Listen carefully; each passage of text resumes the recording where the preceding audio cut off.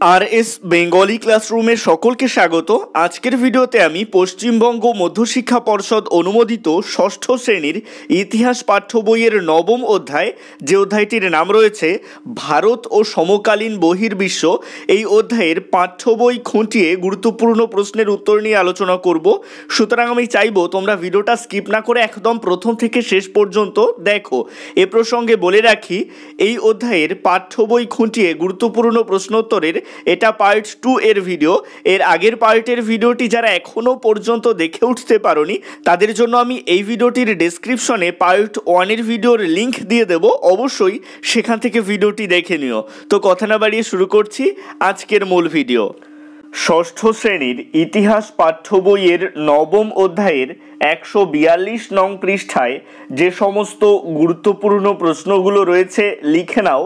69 দাগের প্রশ্ন, শক শাসক প্রথম অয় যে অব্দ চালু করেন তা কি কি নামে পরিচিত ছিল? উত্তর লিখবে অয়ব্দ ও বিক্রমাব্দ। 70 দাগের প্রশ্ন, কোথা থেকে কোন পর্যন্ত প্রথম অয়র অধিকার ছিল? উত্তর লিখবে কান্দাহার থেকে উত্তর পশ্চিম সীমান্ত পর্যন্ত। 71 দাগের প্রশ্ন, ভারতীয় উপমহাদেশের সাথে অন্যান্য দেশের যোগাযোগের মাধ্যম হিসেবে অর্থনৈতিক যোগাযোগের ভূমিকা আলোচনা করো। উত্তর লিখবে ভারতীয় উপমহাদেশের সাথে অন্যান্য দেশের যোগাযোগের মাধ্যম হিসেবে অর্থনৈতিক যোগাযোগের ভূমিকা ছিল যথেষ্ট তাৎপর্যপূর্ণ। যেমন 1. দক্ষিণ এশিয়ার সঙ্গে মধ্য ও পশ্চিম এশিয়া এবং ভূমধ্যসাগরীয় অঞ্চলের লেনদেন চলত, জলপথ ও স্থলপথে ওই যোগাযোগ হতো। 2. রোম সাম্রাজ্যে ও ভূমধ্যসাগরের পূর্ব দিকে চীন ও ভারতের নানা জিনিসের চাহিদা ছিল, এর মধ্যে সব থেকে বেশি কদর ছিল চীনা রেশমের। 3. সমুদ্র বাণিজ্যে ভারতীয় উপমহাদেশের 2 উপকূলের বন্দরগুলি গুরুত্বপূর্ণ ছিল। পশ্চিম উপকূলের বন্দরগুলির সঙ্গে রোমের বাণিজ্য চলত। 4. মালাবার উপকূলের বন্দরগুলি দিয়ে গোলমরিচ ও অন্যান্য মশলার বাণিজ্য চলত। প্যারা চেঞ্জ করে একসাথেই লিখবে, অর্থাৎ স্থলপথ ও জলপথে ব্যবসা বাণিজ্যের মাধ্যমে অর্থনীতির আদান প্রদান উপমহাদেশের সাথে অন্যান্য দেশের যোগাযোগের ক্ষেত্রে গুরুত্বপূর্ণ ভূমিকা পালন করেছিল, একথা নিঃসন্দেহে বলা যায়। পাঠ্য বইয়ের 143 নং পৃষ্ঠায় যে সমস্ত গুরুত্বপূর্ণ প্রশ্নগুলো রয়েছে লিখে নাও। 72 দাগের প্রশ্ন, ভারত মহাসাগর, লোহিত সাগর ও পারস্য উপসাগরকে প্রাচীন গ্রিক ও রোমান ভূগোলে ড্যাশ বলা হতো? উত্তর লিখবে ইরিথ্রিয়ান সাগর। 73 দাগের প্রশ্ন, পেরিপ্লাস শব্দের অর্থ কি? উত্তর লিখবে পেরিপ্লাস কথার দুটো মানে, যথা 1. জলযানে করে ঘুরে বেড়ানো, 2. জলপথে যাতায়াতের বর্ণনা। 74 দাগের প্রশ্ন, Periplus of the Erythraean Sea গ্রন্থের বিষয় কি? উত্তর লিখবে ইরিথ্রিয়ান সাগরে যাতায়াত ও বাণিজ্য। 75 দাগের প্রশ্ন, Periplus of the Erythraean Sea গ্রন্থটি কোন ভাষায় লেখা? উত্তরে লিখবে গ্রিক ভাষায়। 76 দাগের প্রশ্ন, পশ্চিম উপকূলের সেরা বন্দরের নাম কি ছিল? উত্তর লিখবে নর্মদা নদীর মোহনায় ভৃগুকচ্ছ। 77 দাগের প্রশ্ন, উত্তরের কোঙ্কণ উপকূলের বিখ্যাত বন্দরের নাম কি ছিল? উত্তর লিখবে কল্যাণ বন্দর। 78 দাগের প্রশ্ন, কল্যাণ বন্দর কোন শক শাসক অবরোধ করেছিলেন? উত্তর লিখবে নহপান। 79 দাগের প্রশ্ন, কাবেরী বদ্বীপ এলাকায় বিখ্যাত বন্দরের নাম কি ছিল? উত্তর লিখবে কাবেরীপট্টিনম। পাঠ্য বইয়ের 144 নং পৃষ্ঠায় যে সমস্ত গুরুত্বপূর্ণ প্রশ্নগুলো রয়েছে লিখে নাও। 80 দাগের প্রশ্ন, টিকা লেখো বন্দরনগর তাম্রলিপ্ত। উত্তর লিখবে প্রাচীন ভারতীয় উপমহাদেশের একটি পরিচিত বন্দর নগর ছিল তাম্রলিপ্ত। তাম্রলিপ্তি, দামলিপ্তি প্রভৃতি নামেও এই নগরের পরিচয় দেওয়া হতো। বিদেশি লেখকদের বর্ণনায় তামালিতেস নামও পাওয়া যায়। খ্রিস্টীয় 7ম থেকে 8ম শতক পর্যন্ত এই সামুদ্রিক বন্দরের কাজকর্ম জারি ছিল। সম্ভবত এটি ছিল এখনকার পূর্ব মেদিনীপুরের তমলুকের কাছাকাছি। ওই বন্দর থেকেই ফাসিয়ান জাহাজে উঠেছিলেন, অর্থাৎ তাম্রলিপ্ত বন্দর থেকেই ফাসিয়ান জাহাজে উঠেছিলেন, এটা শর্ট কোশ্চেন হিসেবে আসতে পারে। স্থলপথেও এখানে যাতায়াত সহজ ছিল। বাণিজ্যের পাশাপাশি পড়াশোনার কারণেও তাম্রলিপ্ত নগর বিখ্যাত ছিল। তবে নদী খাত শুকিয়ে যাওয়ার ফলে বন্দর নগরটির গুরুত্ব কমতে থাকে, নগর হিসাবেও তার খ্যাতি নষ্ট হয়। 81 দাগের প্রশ্ন, ভারতীয় উপমহাদেশের সঙ্গে বাইরের বিভিন্ন অঞ্চলের যোগাযোগের মাধ্যম হিসেবে সাংস্কৃতিক বিনিময়ের ভূমিকা আলোচনা করো। উত্তরে লিখবে, ভারতীয় উপমহাদেশের সঙ্গে বাইরের বিভিন্ন অঞ্চলের যোগাযোগের মাধ্যম হিসেবে সাংস্কৃতিক বিনিময়ের ভূমিকা ছিল যথেষ্ট গুরুত্বপূর্ণ। যেমন 1, পার্সিক সাম্রাজ্যের অধীন এলাকাগুলিতে আরামীয় ভাষা ও লিপি চলত। উপমহাদেশের উত্তর পশ্চিম অংশে ওই ভাষা ও লিপির ব্যবহার ছিল। পরবর্তীকালে সম্রাট অশোক ও ওই অঞ্চলে আরামীয় ভাষা ও লিপি ব্যবহার করেন। 2, পার্সিক শাসকরা উঁচু পাথরের স্তম্ভ বানাতেন। সম্ভবত তার প্রভাব পড়েছিল মৌর্য শাসকদের উঁচু পাথরের স্তম্ভ বানানোর ভাবনায়। 3, আলেকজান্ডার পার্সিক সাম্রাজ্যের পার্সিপোলিস নগরী ধ্বংস করে দেন। তার ফলে পার্সিক শিল্পীরা অনেকেই উপমহাদেশে চলে আসতে বাধ্য হন। ওই শিল্পীদের হাতে ইন্দো পার্সিক স্থাপত্য শিল্প শুরু হয়েছিল। 4, শক, পল্লব ও কুষাণদের জীবনযাপনের নানা উপাদান উপমহাদেশের জীবনযাপনে ছাপ ফেলেছিল। আবার তারাও উপমহাদেশের সমাজ সংস্কৃতি ধর্ম থেকে অনেক কিছু শিখে নিয়েছিল। 5, উপমহাদেশের নাটকের চর্চার উপরেও গ্রিক প্রভাব পড়েছিল। নাটকের মঞ্চ বানানো, পর্দার ব্যবহার প্রভৃতি ক্ষেত্রে সেই প্রভাব দেখা গিয়েছিল। নাটকের পর্দাকে সংস্কৃতে যবনিকা বলা হয়। গ্রিকরাই এই পর্দা ফেলার প্রথা চালু করেছিল। 6, ভারত থেকে চীনে শিক্ষকদের যাতায়াতের ফলে ভারতীয় সংস্কৃতি ও বৌদ্ধ ধর্ম বিষয়ে চীনে উৎসাহ তৈরি হয়। সেই উৎসাহের ফলেই চীন থেকে বেশ কিছু মানুষ ভারতে আসতে থাকে।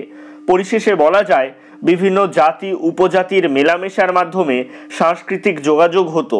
এর ফলে উপমহাদেশের সংস্কৃতিতে নানা বৈচিত্র্য তৈরি হয়েছিল। পাশাপাশি ওই জাতি উপজাতিগুলির অনেকে মিশে গিয়েছিল উপমহাদেশের সমাজ ও সংস্কৃতিতে। 82 দাগের প্রশ্ন, আরামীয় লিপি ও খরষ্ঠী লিপি কোন দিক থেকে কোন দিকে লেখা হতো? উত্তর লিখবে, ডান দিক থেকে বাঁ দিকে। 83 দাগের প্রশ্ন, আলেকজান্ডার পার্সিক সাম্রাজ্যের কোন নগরী ধ্বংস করেন? উত্তর লিখবে, পার্সিপোলিস। পাঠ্য বইয়ের 145 নং পৃষ্ঠায় যে সমস্ত গুরুত্বপূর্ণ প্রশ্নগুলো রয়েছে লিখে নাও। 84 দাগের প্রশ্ন, কারা ভারতীয় উপমহাদেশে সোনার মুদ্রা চালু করেন? উত্তরে লিখবে, ইন্দো গ্রিকরা। 85 দাগের প্রশ্ন, কোন শাসক নিজের মুদ্রায় রাজা তিরাজ উপাধি ব্যবহার করেন? ভালো করে লক্ষ্য করো, রাজা ধীরাজ নয় কিন্তু রাজা তিরাজ। উত্তরে লিখবে, শক শাসক মোগ। 86 দাগের প্রশ্ন, জুনাগড় প্রশস্তি কার লেখা? উত্তরে লিখবে, শক শাসক রুদ্রদামনের লেখা। মনে রাখবে, এটি সংস্কৃত ভাষায় রচিত প্রথম বড় লেখ। 87 দাগের প্রশ্ন, যুদ্ধে ঘোড়ার ব্যবহারকে উন্নত করেছিল কারা? উত্তর লিখবে, শক পল্লবরা। 88 দাগের প্রশ্ন, চলন্ত ঘোড়ায় বসে পিছনে ঘুরে তীর ছোঁড়ার কায়দা কারা চালু করেন? উত্তর লিখবে, পল্লবরা। 89 দাগের প্রশ্ন, উপমহাদেশে ঘোড়ার লাগাম ও জিনের ব্যবহার শুরু করেছিল কারা? উত্তর লিখবে, শক পল্লবরা। 90 দাগের প্রশ্ন, টিকা লেখো, গান্ধার শিল্প। উত্তর লিখবে, গান্ধার প্রদেশে নানা কারণে বিভিন্ন জাতির মেলামেশার সুযোগ ছিল। সেই মেলামেশার ছাপ ওই অঞ্চলের শিল্পেও পড়েছিল। বৌদ্ধ ধর্মকে ঘিরে গান্ধার শিল্প গড়ে উঠেছিল। আগে বুদ্ধের মূর্তি বানানো ও পূজা করা নিষিদ্ধ ছিল। গান্ধারের শিল্পীরা নতুন ধরনের বুদ্ধ মূর্তি তৈরি করেন। নাক টিকালো, টানা ভুরু, আধবোজা চোখ মূর্তিগুলির বৈশিষ্ট্য। মূর্তির পায়ে জুতোগুলিও রোমান জুতোর মতো দেখতে হতো। সোনালী রঙের ব্যবহার ও মূর্তিগুলিতে দেখা যায়। সব মিলিয়ে গান্ধার শিল্পে গ্রিক ও রোমান শিল্পের ছাপ দেখা যায়, যদিও গান্ধার মূর্তিগুলির পিছনে ভাবনা চিন্তা ছিল ভারতীয় রীতির। পাঠ্য বইয়ের 146 নং পৃষ্ঠায় যে সমস্ত গুরুত্বপূর্ণ প্রশ্নগুলো রয়েছে লিখে নাও। 90 দাগের প্রশ্ন, শক কুষাণরা ভারতীয় উপমহাদেশে চালু করেছিল এই রকম কয়েকটি পোশাকের নাম লেখো। উত্তর লিখবে, জামা, পাজামা, লম্বা জোব্বা, বেল্ট, জুতো। 91 দাগের প্রশ্ন, শক কুষাণদের আমলে নগরের পাঁচিল তৈরি হতো কি দিয়ে? উত্তর লিখবে ইট দিয়ে। 92 দাগের প্রশ্ন, লাল মাটির পাত্র কাদের আমলে বানানো হতো? উত্তর লিখবে কুষাণ আমলে। মনে রাখবে এই মাটির পাত্র বানানোর পদ্ধতি মধ্য এশিয়া থেকে উপমহাদেশে এসেছিল। 93 দাগের প্রশ্ন, নাটকের পর্দাকে সংস্কৃতে কি বলে? উত্তর লিখবে যবনিকা। 94 দাগের প্রশ্ন, নাটকের পর্দা ফেলার প্রথা চালু করেছিল কারা? উত্তর লিখবে গ্রিকরা। 95 দাগের প্রশ্ন, ড্যাশ নাম থেকে যবনিকা শব্দটি তৈরি হয়েছিল? উত্তর লিখবে যবন। 96 দাগের প্রশ্ন, ক্ষত্রিয় বা যোদ্ধী শ্রেণী বলে কাদের মনে করা হতো? উত্তর লিখবে ধীরে ধীরে বিদেশি জাতি উপজাতিগুলি ভারতীয় উপমহাদেশের সমাজে মিশে গিয়েছিল, তাদের ক্ষত্রিয় বা যোদ্ধী শ্রেণী বলে মনে করা হতো। 97 দাগের প্রশ্ন, কোন দেশে বৌদ্ধ ধর্ম ও শিক্ষার চর্চা সব থেকে জনপ্রিয় হয়েছিল? উত্তর লিখবে চীন দেশে। 98 দাগের প্রশ্ন, এটা খুব গুরুত্বপূর্ণ প্রশ্ন, বুদ্ধযশ কে ছিলেন? উত্তর লিখবে একজন কাশ্মীরি বৌদ্ধ পণ্ডিত। মনে রাখবে বুদ্ধযশ পড়াশোনা শেষ করে মধ্য এশিয়ার কাশগড়ে চলে যান। কুমারজীবের সঙ্গেও তার যোগাযোগ ছিল। 99 দাগের প্রশ্ন, পণ্ডিত পরমার্থ পড়াশোনার জন্য কোথায় গিয়েছিলেন? উত্তর লিখবে চীনে। মনে রাখবে তিনি অনেক বৌদ্ধ সাহিত্য সঙ্গে নিয়ে 546 খ্রিস্টাব্দে চীনে পৌঁছন, বাকি জীবন সেখানেই বৌদ্ধ ধর্ম ও শিক্ষা চর্চা করেন। 100 দাগের প্রশ্ন, যবনজাতক ড্যাশ চর্চার একটি বিখ্যাত বই? উত্তর লিখবে জ্যোতির্বিজ্ঞান। মনে রাখবে এই বইটি গ্রিক ভাষায় লেখা। 101 দাগের প্রশ্ন, পঞ্চসিদ্ধান্তিকা বইটি কার লেখা? উত্তর লিখবে বরাহ মিহিরের লেখা। 102 দাগের প্রশ্ন, পৌলিশ ও রোমক সিদ্ধান্ত কোথা থেকে এসেছিল? উত্তর লিখবে পৌলিশ সিদ্ধান্ত এসেছিল গ্রিস থেকে, রোমক সিদ্ধান্ত এসেছিল রোম থেকে। পাঠ্য বইয়ের 147 নং পৃষ্ঠায় যে সমস্ত গুরুত্বপূর্ণ প্রশ্নগুলো রয়েছে লিখে নাও। 103 দাগের প্রশ্ন, কুমারজীব এর টিকা? উত্তর লিখবে কুমারজীবের পিতা ছিলেন কুমারাজান। কুমারজীবের জন্মের পর তার মা জীব বৌদ্ধ হয়ে যান, ফলে 9 বছরের কুমারজীব মায়ের সঙ্গে কাশ্মীর চলে যান। সেখানে বন্ধু দত্তের কাছে তিনি বৌদ্ধ ধর্ম ও সাহিত্য বিষয়ে পড়াশোনা করেন। 383 খ্রিস্টাব্দে কুমারজীবকে কুচি থেকে কানসু প্রদেশে নিয়ে যাওয়া হয়। চীন সম্রাটের অনুরোধে 401 খ্রিস্টাব্দে তিনি চীনের রাজধানীতে যান। পরবর্তী 11 বছর কুমারজীব চীনের রাজধানীতেই ছিলেন। বৌদ্ধ ধর্ম বিষয়ক পড়াশোনাতেই তাঁর জীবন কেটেছিল।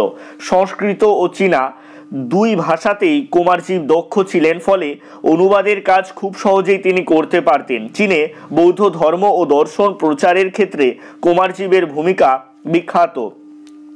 104 দাগের প্রশ্ন, কত খ্রিস্টাব্দে ফাসিয়ান ভারতে পৌঁছন? উত্তর লিখবে 399 খ্রিস্টাব্দে। মনে রাখবে তিনি কাশ্মীর হয়ে ভারতীয় উপমহাদেশে এসেছিলেন, তার সঙ্গে 5 জন সন্ন্যাসী ছিল।